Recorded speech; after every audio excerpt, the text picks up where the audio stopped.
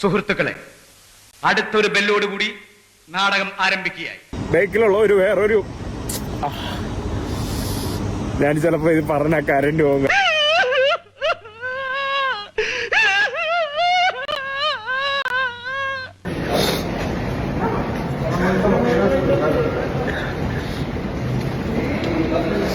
Overact ചെയ്ത് ചളവാക്കാനാ പുല്ലേ. ഇന്നും കിട്ടിയില്ലേ? കിട്ടി. എന്തായിരുന്നു വിഷയം? ഈ കാണുന്ന 5ാമത്തെ പ്ലാറ്റ്ഫോമിൽ നിന്ന് ഞാൻ ട്രെയിൻ എടുത്തിട്ട് നേരെ പോകുന്നത് ലുസോൺ എന്ന് പറയുന്ന മറ്റൊരു സ്ഥലത്തോട്ടാണ്. ഏകദേശം 50 മിനിറ്റ് മാത്രം റൈഡ് ഉള്ളൂ. 50 മിനിറ്റ് സഞ്ചരിക്കാനായിട്ട് ഞാൻ കൊടുത്തത് 3400 രൂപ. ഭയങ്കരം തന്നെ. ഏകദേശം 3800 രൂപ കേട്ടോ. അതായത് 1 മണിക്കൂർ പോലും ഇല്ല ഒരു ട്രെയിന്. 3800 രൂപ കേട്ടോ. 1450 രൂപ 50 പൈസ ഉണ്ടാക്കണമെങ്കിൽ എന്തോരം കഷ്ടപ്പെടണം. 1450 രൂപ 50 പൈസ ഉണ്ടെങ്കിൽ എന്തോരം ഏത്തപ്പഴം വാങ്ങിച്ച് പുഴുങ്ങി തിന്നാം. Switzerland is very expensive. സ്വിറ്റ്സർലാൻഡിൽ നല്ല എല്ലായിടവും ട്രെയിൻ ഭയങ്കര എക്സ്പെൻസീവ് ആണ്. ഇവിടെ ടിക്കറ്റ് ഒന്നും എടുക്കാതെ പോകാൻ പറ്റില്ല. ചെക്കർമാർ വന്ന് ഭയങ്കര പ്രശ്നമായിരിക്കും ഇവിടെ. അതാ നിന്റെ വിഷമം. ഈ കാണുന്നതാണ് നമ്മുടെ ട്രെയിൻ എന്നാണ് തോന്നുന്നത്. ഞാൻ ഇവിടെ ട്രെയിനിന്റെ ഉള്ളിലോട്ട് കയറട്ടെ. ഉണ്ണിയമ്മേ, തുമ്പടി വന്നു. ഇതാണ് ഇവിടുത്തെ താഴത്തെ കമ്പാർട്ട്മെന്റ്. മുകളിൽ പോയി നോക്കാം. മുകളിലാകുമ്പോൾ അത്യാവശ്യം കാഴ്ചകളുണ്ട് കേട്ടോ. ആഹാ, ബ്യൂട്ടിഫുൾ. അടിപൊളി ട്രെയിൻ കേട്ടോ. ഇതിന്റെ ഡബിൾ ഡെക്കർ. ഇവിടെ സോഫ പോലത്തുള്ള ഒരു കോർണർ സോഫ സെക്ഷൻസ് ഇരിക്കാനായിട്ട് നല്ല രസമുണ്ട്. പറയാൻ വാക്കുകളില്ല. റിയലി അമേസിംഗ്, അമേസിംഗ് എന്ന് പറഞ്ഞാൽ അമേസിംഗ്. ഇതിനിടയിൽ എനിക്ക് അറിഞ്ഞൂടെയാണ് കേട്ടോ. എന്റെ മിസ്അണ്ടർസ്റ്റാൻഡിങ്ങിന്റെ പേരിൽ എനിക്ക് തോന്നുന്നു ഇത് അപ്ഗ്രേഡഡ് വെർഷൻ ആയിരുന്നു. ഈ വന്ന് കയറി തോന്നി അതങ്ങനെ വരൂ, അതങ്ങനെ സംഭവിക്കൂ. ഈ ലോകത്തിന്റെ ഒരു പോക്കേ. പുള്ളി ഭയങ്കര റൂഡ് കേട്ടോ. ഭയങ്കര റൂഡായിട്ട് എനിക്ക് എന്തോ സംസാരിച്ചു തന്നെ ഭയങ്കര വിഷമമായി കേട്ടോ. ആണോ? അയ്യോടാ പാവം. പുള്ളിക്കാരൻ പറഞ്ഞു നീ ഹോട്ടലിൽ പോയിട്ട് റെസ്റ്റോറൻറ്റിൽ ഇരുന്ന് ഫുഡ് കഴിച്ചിട്ട് അവിടെ വേറൊരു സ്ഥലത്ത് ഫുഡ് കഴിച്ചിട്ട് ഇത് അറിഞ്ഞൂടാന്ന് പറയാം. ഭയങ്കര ഒരു റൂഡ് ബിഹേവിയർ കേട്ടോ. കാര്യം സത്യമാണെങ്കിലും എനിക്ക് അംഗീകരിച്ചു കൊടുക്കാൻ പറ്റുമോ? ഞാനങ്ങനെ പുള്ളി ഒന്നും കേട്ടോ. എന്റെ പൊന്നോ, ഒടുക്കത്താ പിന്നെ. ഞാൻ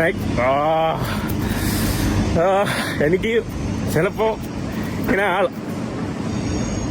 സത്യം പറഞ്ഞ വിഷമം കൊണ്ട് ചത്താലോന്ന് വരെ തീരുമാനിച്ചതാ. അയ്യോ, എന്നിട്ട് എന്ത് പറ്റി?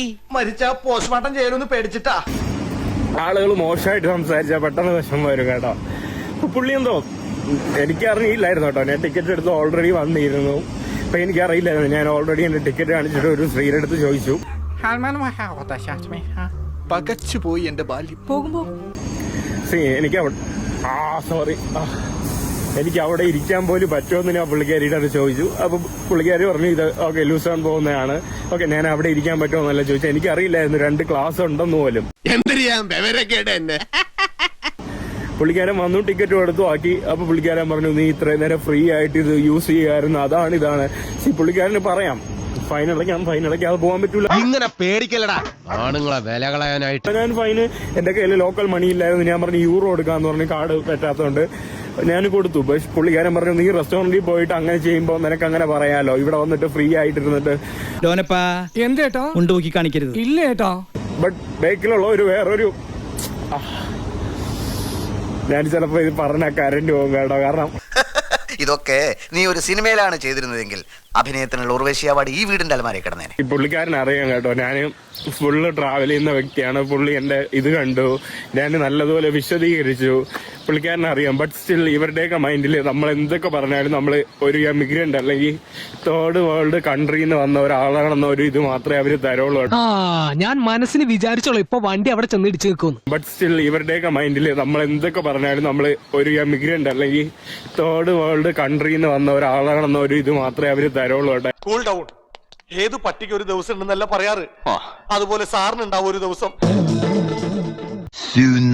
ഞാൻ ആക്ച്വലി എന്റെ ഇമോഷൻസ് എല്ലാം കരണ്ട് പറഞ്ഞുകൊണ്ടിരുന്നപ്പോ പെട്ടെന്ന് ഒരു മലയാളി വന്നു. എന്നിട്ട് ഇതിന്റെ ഇടയിൽ ഇപ്പൊ ഇങ്ങനെ പുള്ളിയുടെ അടുത്ത് കാര്യമൊക്കെ പറഞ്ഞു. പുള്ളി അപ്പം പറഞ്ഞു അങ്ങനെ വിട്ടാൻ പറ്റില്ലല്ലോ എന്ന് പറഞ്ഞു. നമ്മളങ്ങനെ സ്റ്റേഷനിൽ വന്നു, കംപ്ലൈന്റ് കൊടുക്കാൻ വേണ്ടി വന്നു. അങ്ങനെ കംപ്ലൈന്റ് കൊടുത്തു. അങ്ങനെ അവർക്ക് മെയിലും കാര്യങ്ങളൊക്കെ കൊടുത്തു. അവര് റെസ്പോൺസ് മെയിലിൽ ചെയ്യാന്ന് പറഞ്ഞു. ഇതിന്റെ ബാക്കി അപ്ഡേറ്റ്സ്. അയ്യോ, ഇപ്പൊ ഞാൻ ഓക്കെ ആയി. നിങ്ങളെ ദൈവ ഇവിടെ കൊണ്ടുവന്ന് എത്തിച്ചത്.